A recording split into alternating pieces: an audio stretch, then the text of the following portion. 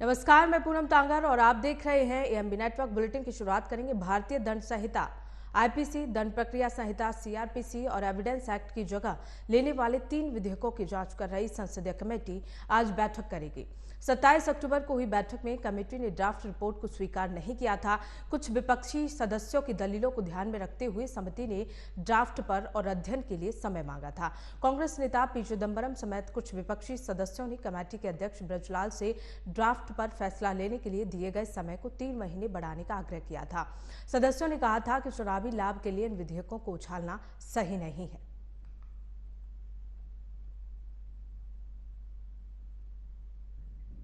तो criminal law की जगह लेने वाले 3 विधेयकों को लेकर आज बैठक होनी है। पिछली बैठक में विपक्षी सदस्यों ने पढ़ने के लिए सदस्य मांगा था। क्रिमिनल लॉ की जगह लेने वाले बिलों पर आज बैठक होनी है। 3 विधेयकों की जांच संसदीय कमेटी कर रही है और इसी को लेकर आज बैठक होगी। पिछली बैठक में विपक्षी सदस्यों ने कहा था कि हमें इस विधेयकों को पढ़ने के लिए समय चाहिए और इसी को लेकर 3 महीने का समय दिया गया था। क्रिमिनल लॉ की जगह लेने वाले बिलों को लेकर आज संसदीय कमेटी की बैठक होनी है। 3 विधेयकों की जांच कर रही थी संसदीय कमेटी और आज इसे लेकर बैठक होगी, क्योंकि पिछली बैठक में विपक्षी सदस्यों ने इसे पढ़ने के लिए समय मांगा था।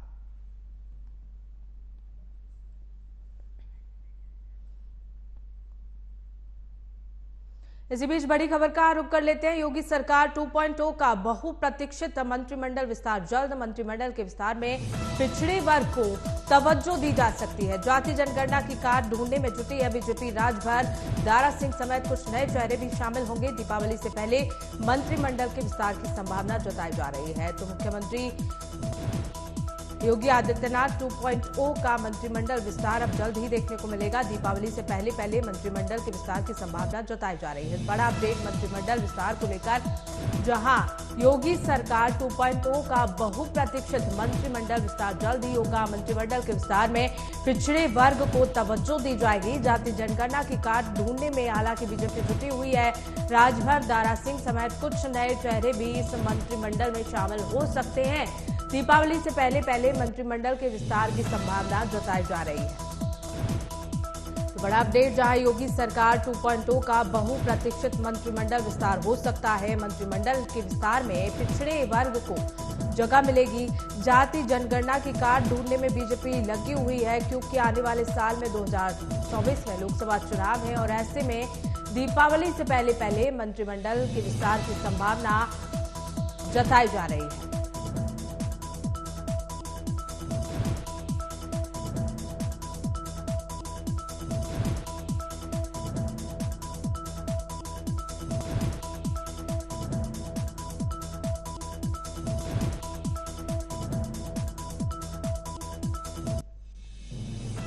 जुड़ने के लिए इसी बीच बड़ी जानकारी का रुख कर लेते हैं। ज्ञानवापी मामले में दायर याचिकाओं पर सुनवाई होगी आज। सुप्रीम कोर्ट में आज 3 याचिकाओं पर सुनवाई होनी है। श्रृंगार गौरी में मेंटेनेबिलिटी मामले में होगी सुनवाई। वजू टैंकी आर्कियोलॉजिकल सर्वे की मांग पर आज सुनवाई होगी। तो बड़ा अपडेट, सुप्रीम कोर्ट में आज 3 मामलों को लेकर सुनवाई होनी है। श्रृंगार गौरी में मेंटेनेबिलिटी मामले में सुनवाई होगी। वजू टैंकी आर्कियोलॉजिकल सर्वे की मांग पर भी आज सुनवाई होनी है। तो बड़ा अपडेट ज्ञानवापी मस्जिद को लेकर, जहां ज्ञानवापी मामले में दायर याचिकाओं पर आज सुनवाई होगी। ये सुनवाई सुप्रीम कोर्ट में होगी और 3 याचिकाओं पर सुनवाई होनी है। श्रृंगार गौरी में मेंटेनेबिलिटी मामले में आज सुनवाई होगी। वजू टैंक की आर्कियोलॉजिकल सर्वे की मांग पर आज सुनवाई होनी है। बड़ा अपडेट ज्ञानवापी मामले को लेकर, जहां ज्ञानवापी मामले में दायर याचिकाओं पर आज सुनवाई होगी।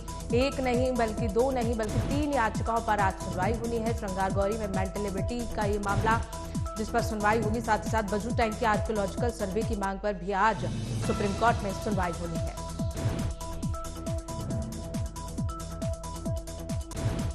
तो ज्ञानवापी मामले को लेकर बड़ा अपडेट, जहां सुप्रीम कोर्ट में आज 3 याचिकाओं पर सुनवाई होगी। श्रृंगार गौरी में मेंटेनेबिलिटी पर आज सुनवाई होनी है। साथ ही साथ वजू टैंक की आर्कियोलॉजिकल सर्वे की मांग को लेकर आज सुप्रीम कोर्ट में सुनवाई होगी।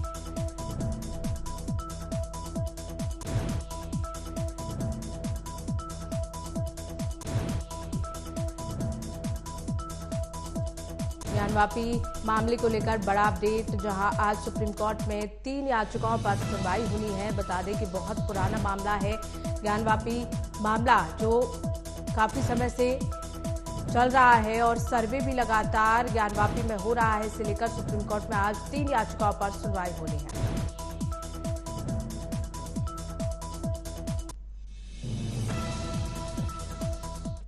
तो वहीं रामनगरी अयोध्या में रामलला की प्राण प्रतिष्ठा से पहले रामलला का अक्षत पूजन का कार्यक्रम संपन्न हो गया है। विश्व हिंदू परिषद के कार्यकर्ता राम मंदिर में पूजे गए अक्षत लेकर रवाना हो गए हैं।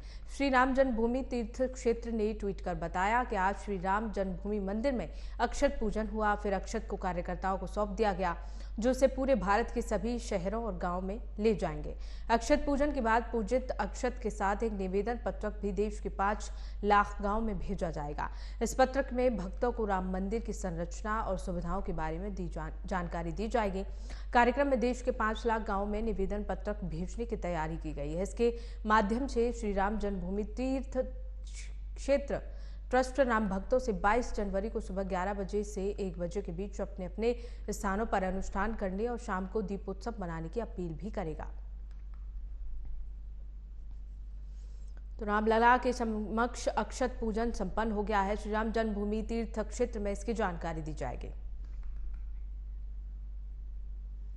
तो वहीं पड़ोसी देश नेपाल में आए विनाशकारी भूकंप ने भारी तबाही मचाई है। वहीं अब पड़ोसी देश भारत ने संकट की इस घड़ी में नेपाल को राहत और बचाव सामग्री भेजी है। भारतीय वायुसेना के विमान ने नेपालगंज के पास भूकंप प्रभावित क्षेत्र में बचाव और राहत सामग्री और एनडीआरएफ के एक दल के साथ लैंडिंग की। विदेश मंत्री डॉक्टर एस जयशंकर ने ट्वीट कर कहा कि नेपाल के भूकंप प्रभावित क्षेत्रों में आपातकालीन राहत सहायता प्रदान की जा रही है। भारत दवाएं और राहत सामग्री पहुंचा रहा है। पीएम नरेंद्र मोदी की पड़ोसी प्रथम की नीति जारी है। तो बीते दिनों लगातार नेपाल में भूकंप देखने को मिला था, जिसकी वजह से काफी लोगों की मौत भी हुई थी, जहां भारत लगातार मदद पहुंचा रहा है। भारतीय वायुसेना के C-130 ने विमान द्वारा वहां मदद पहुंचाई जा रही है। खबरों में आगे बढ़ेंगे। मध्य प्रदेश के चुनाव प्रचार में बीजेपी ने पूरी ताकत झोंक दी है। इसी कड़ी में पीएम मोदी ने खंडवा में विशाल जनसभा को संबोधित करते हुए कांग्रेस पर जमकर हमला बोला। पीएम मोदी ने कहा कि कांग्रेस में एक नेता को दूसरे से लड़ाया जाता है ताकि यहां वो लड़ते रहें और दिल्ली वाले नामदार अपनी दुकान चलाते रहें। जहां कांग्रेस आती है वहां सत्ता का अहंकार, लूट, भ्रष्टाचार, तुष्टीकरण, माफिया राज, यही सब फलता फूलता है। कांग्रेस ने मध्य प्रदेश को बीमारू राज्य बना दिया है। अपने भ्रष्टाचार भाई भतीजावाद से गहरे गड्ढे में ढकेल दिया है। ये बीजेपी है जिसने मध्य प्रदेश को गड्ढे से निकाला और इसमें बीजेपी के 3 से 4 पीढ़ियां खप गई। इसीलिए हमें मध्य प्रदेश को कांग्रेस के चंगुल से बचाकर रखना है। सुनिए क्या कुछ कहा पीएम ने। कांग्रेस ने एमपी को बीमारू राज्य बना दिया था। कांग्रेस ने अपना भ्रष्टाचार से, अपने भाई भतीजावाद से एमपी को एक बहुत बड़े गड्ढे में धकेल दिया था। ये भाजपा है जिसने बहुत मेहनत करके एमपी को इस गहरे गड्ढे से बाहर निकाला है और इस काम के लिए मेरी पार्टी की 3-3, 4-4 पीढ़ियां खप गई हैं। साथियों, जानते हैं कांग्रेस यहां सरकार बनाने के लिए क्यों छटपटा रही है भाई? क्या जरूरत पड़ गई है? पागल की तरह दौड़ रहे हैं क्या? कांग्रेस इसका इरादा साफ है। कांग्रेस एमपी को अपनी पार्टी का एटीएम बनाना चाहती है। लोकसभा चुनाव की तैयारी के लिए पूरे एमपी से ट्रैक्टर भर भर के लूट करनी है। क्या ये मौका देना है उनको? ये लूटने के लिए इजाजत देनी है क्या? और जिस राज्य में गलती से भी कांग्रेस की सरकार बनी, वहां धड़ाधड़ लूट ही लूट स्पर्धा चलती है। सीएम ज्यादा लूटेगा कि डिप्टी सीएम ज्यादा लूटेगा? आपको कर्नाटका से खबर आती है।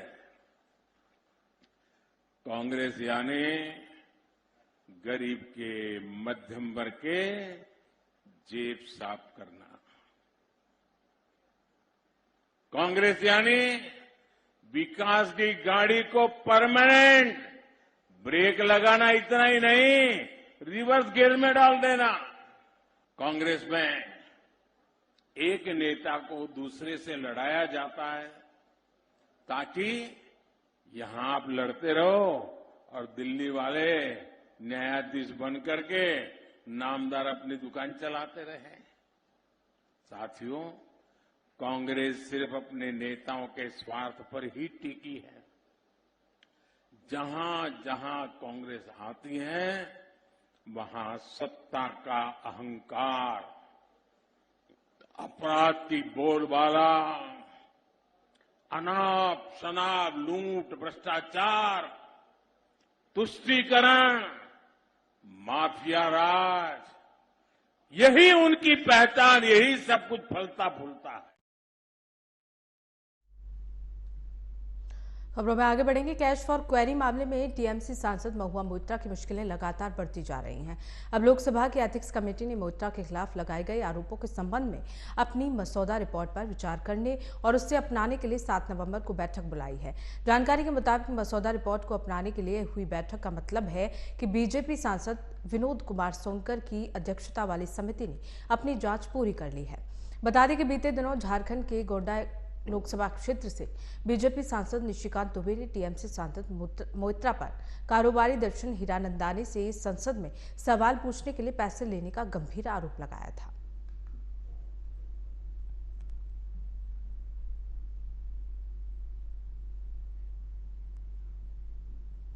तो वहीं टीम इंडिया के पूर्व कप्तान और स्टार बल्लेबाज विराट कोहली ने अपने 35वें जन्मदिन पर आईसीसी वनडे वर्ल्ड कप में इतिहास रच दिया। किंग कोहली ने साउथ अफ्रीका के खिलाफ खेले गए मुकाबले में दमदार पारी खेलते हुए अपने वनडे करियर का 49वां शतक जड़ दिया। भारत के महान बल्लेबाज सचिन तेंदुलकर की बराबरी कर ली है। टीम इंडिया ने आईसीसी वनडे वर्ल्ड कप में अपना धमाकेदार खेल जारी रखा। लगातार 7 मुकाबले जीतकर सेमीफाइनल में जगह पक्की करने वाली टीम ने साउथ अफ्रीका के खिलाफ भी जोरदार बल्लेबाजी की। कप्तान रोहित शर्मा ने टॉस जीतकर बल्लेबाजी चुनी और महज 10 ओवर में 91 रन ठोक डाले। हिटमैन के आउट होने के बाद मोर्चा विराट कोहली ने संभाला और एक ऐसी पारी खेल डाली जिसने वर्ल्ड रिकॉर्ड बना दिया।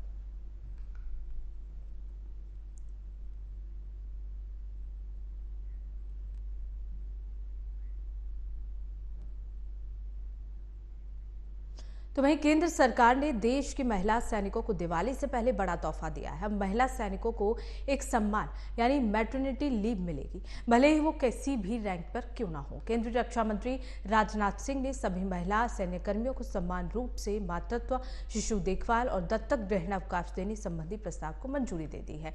रक्षा मंत्रालय ने कहा कि इस फैसले से सशक्त बलों में हर रैंक की महिलाओं की समान भागीदारी सुनिश्चित होगी।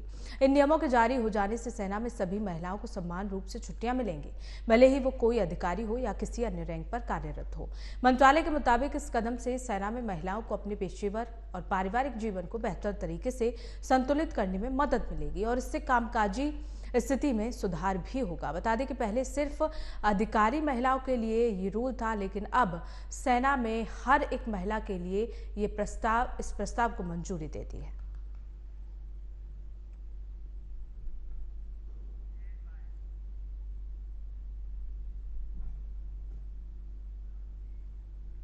तो वहीं राजस्थान में विधानसभा चुनाव को देखते हुए बीजेपी ने अपने उम्मीदवारों की 5वीं लिस्ट जारी कर दी है। बीजेपी ने अपनी 5वीं सूची में 15 उम्मीदवारों को मैदान में उतारा है। बता दें कि राजस्थान चुनाव के लिए बीजेपी अपने उम्मीदवारों के चयन में बदलाव कर रही है और यही बदलाव पार्टी उम्मीदवारों की 5वीं लिस्ट में देखने को मिला। पूर्व मुख्यमंत्री वसुंधरा राजे के खास अशोक परनामी को बीजेपी ने टिकट नहीं दिया है। उनकी बजाय पत्रकार गोपाल शर्मा को सिविल लाइंस निर्वाचन क्षेत्र के लिए उम्मीदवार के रूप में उतारा गया है। बता दें कि बीजेपी राजस्थान के चुनावी रण में अब तक 184 उम्मीदवारों को मैदान में उतार चुकी है।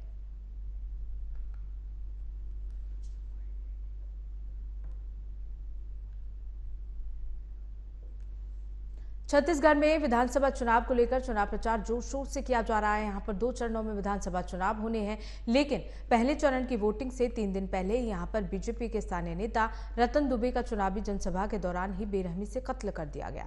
असम के मुख्यमंत्री हिमंता बिस्वा शर्मा ने घटना की निंदा की है। बिलासपुर में सीएम बिस्वा ने कहा कि जैसे अमित शाह ने जम्मू कश्मीर में आतंकवाद को खत्म किया, जैसे मोदी जी ने पाकिस्तान को टाइट किया, वैसे ही अगले 5 साल में हम देश से नक्सल को खत्म कर देंगे। आज बहुत खराब, आज बहुत दुखद दिन है। दो लोगों का हत्या होता है, दोनों बीजेपी का होता है। अगर नक्सल एक कांग्रेस को मारते थे, एक बीजेपी को मारते थे, अलग बात है।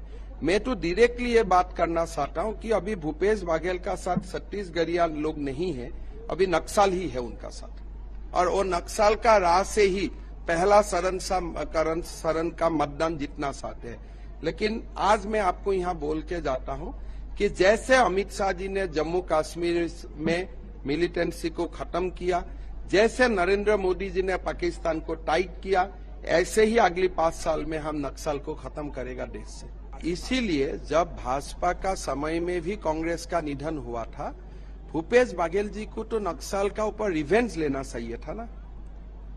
जब आपको मौका मिला, आपका लीडर्स का ही यहाँ में पूरा निधन हुआ था, शुक्ला जी से लेकर सबको।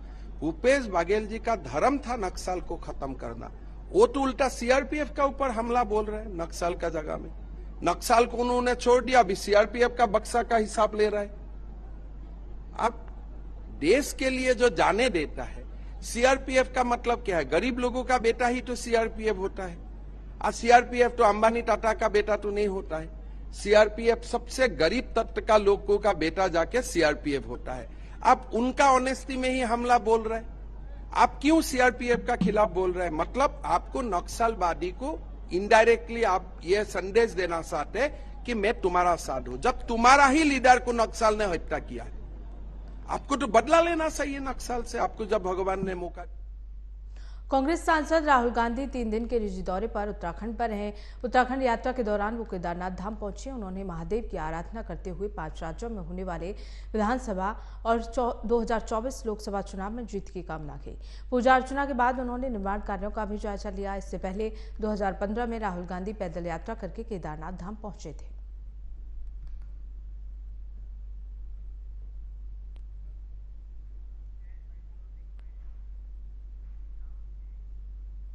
तो फिलहाल खबरों में बस इतना ही। देखते रहिए एएमबी नेटवर्क।